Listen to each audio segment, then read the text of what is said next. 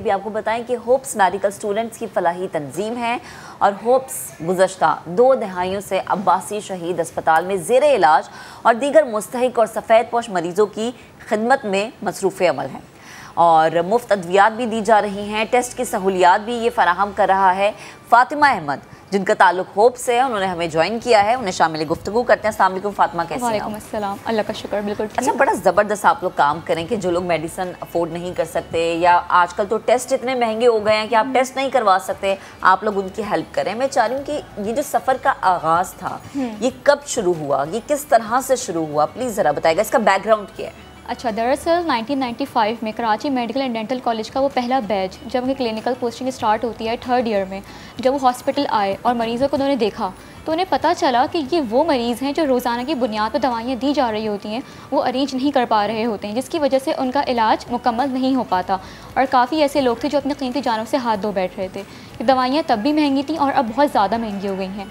इसी हवाले से एक ग्रुप ऑफ स्टूडेंट्स ने सोचा कि क्यों ना एक ऐसी फलाही तंजीम की बुनियाद रखी जाए जो इन मरीज़ों को रोज़ाना की बुनियाद पर मुफ्त अद्वियात फराहम करे। जब तक वो दाखिल हों और जब तक दाखिल रहें पूरे हॉस्पिटल में, उस वक्त तक उनका इलाज मुआवजा आराम से होता रहे। सही।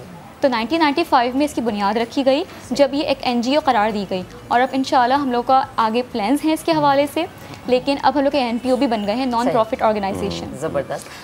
अच्छा फातिमा, अब तक कितने मरीज़ों को केटर कर चुके हैं ये ऑर्गेनाइजेशन आपकी?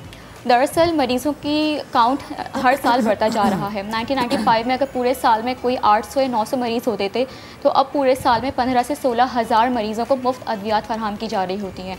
रोज़ाना अगर हम देखें तो 60 से 70 मरीज़ आ रहे होते हैं। और ये सिर्फ अभी कराची की हद तक महदूद है? जी बिल्कुल, अभी कराची और उसके एक हॉस्पिटल अब्बासी शहीद हॉस्पिटल के दाखिल मरीज़ होते हैं जिन्हें आम ज़बान में इन पेशेंट्स कहा जाता है, ये उनके लिए है। अच्छा फातिमा, मुझे ये बताएं, यकीनन आप कोई भी काम शुरू करते हैं, कोई सफ़र का आगाज़ होता है, उसमें मुश्किलात बहुत होती हैं, तो यकीनन इसमें भी मुश्किलात तो आई होंगी, कुछ चैलेंजेस ऐसे हुए होंगे जहाँ पर आपको होगा कि अच्छा अभी एक हाथ हमें थामे हुए हैं, अभी हमें मज़ीद कुछ हाथों की ज़रूरत है। वो जो लम्हा है जिनमें मसला आपको दरपेश होता है, मैं चाहूँगी वो भी आप शेयर करें। दरअसल मसले मसाइल हमें एज सच बहुत ज़्यादा नहीं होते हैं, लेकिन कभी कभार ऐसा होता है कि रजिस्ट्रेशन के इशूज़ होते हैं, कभी कभार फंडिंग्स के इशूज़ होते हैं, डोनेशंस के इशूज़ होते हैं, तो वो डे बाय डे होते हैं। बट अल्लाह का शुक्र हमारी टीम इतनी स्ट्रॉन्ग है, हमारे अलुमनाई इतने स्ट्रॉन्ग हैं, हमारे डॉक्टर्स हमारे साथ हैं, हमारे स्टूडेंट्स हमारे साथ हैं कि वो इन डेली बेसिस के मसलों को टैकल करते हुए आगे बढ़ते जा रहे हैं।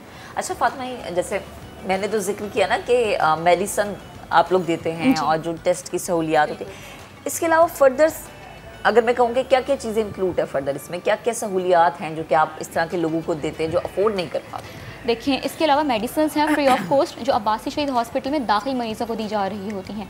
इसके अलावा हमारी डायग्नोस्टिक लेबॉर्ट्री है, वहाँ से वो मरीज़ भी केटर होते हैं जो अपने टेस्ट अफोर्ड नहीं कर पा रहे होते, लेकिन वो कम्युनिटी जिसको हम कहते हैं ब्लू कॉलर कम्युनिटी, जो ना सिर्फ ज़कात ले सकती है ना डोनेशन ले सकते हैं, लेकिन कम पैसों में टेस्ट की सहूलत उनको नहीं मिल पा रही होती, तो हम उस तरीके से भी उन्हें टेस्ट फराहम करते हैं। इसके अलावा हमारी 3 फार्मेसीज़ हैं, एक है अब्बासी शहीद हॉस्पिटल में, दूसरी है Karachi institute of heart disease में और तीसरी है Karachi medical and dental college में। वहाँ पे मार्केट से काफ़ी कम रेट से मेडिसिन दी जा रही होती हैं जो कि ब्लू कॉलर और वाइट कॉलर कम्युनिटी को केटर कर रही होती हैं डेली बेसिस पे। अच्छा फातिमा, अभी अल्लाह का शुक्र है कि पूरी दुनिया ने और पाकिस्तान ने कोविड से रिकवर किया है। मुझे बताइएगा कि जिस वक्त ये मर्ज़ आया था उस वक्त तो हुकूमत की जानिब से कह दिया गया था कि हमारा हेल्थ सिस्टम इतना स्ट्रॉन्ग है ही नहीं कि हम इसको जो है वो टैकल कर सकें। लोगों ने हिम्मत की, एहतियाती तदाबीर अपनाई और किसी तरह हमने शिकस्त दी। कोविड के पीरियड में आप लोगों ने क्या सर्विसेज प्रोवाइड की? कोविड के पीरियड हमारे लिए नो डाउट बहुत टफ पीरियड था। हमारी एकदम वॉलंटियर फोर्स रुक गई थी, हम बहुत परेशान थे कि किस तरह बच्चों को बाहर निकालें और फलाही तंजीम के काम आगे जारी रखें। लेकिन उस टाइम पे भी होप्स ने अब्बासी शहीद हॉस्पिटल के वो मरीज़ जो कोविड के टाइम में आ रहे थे और दाखिल हो रहे थे, उनके लिए सबसे पहले कोविड वार्ड का इंतज़ाम किया। पूरा कोविड वार्ड हम लोगों ने बनवाया, वहाँ पर उनकी टेस्ट की सहूलियात, दवाइयों की सहूलियात, क्योंकि आप जानते हैं कि कोविड की मेडिसिन और टेस्ट काफ़ी डिफरेंट थे आम मेडिसिन और टेस्ट से।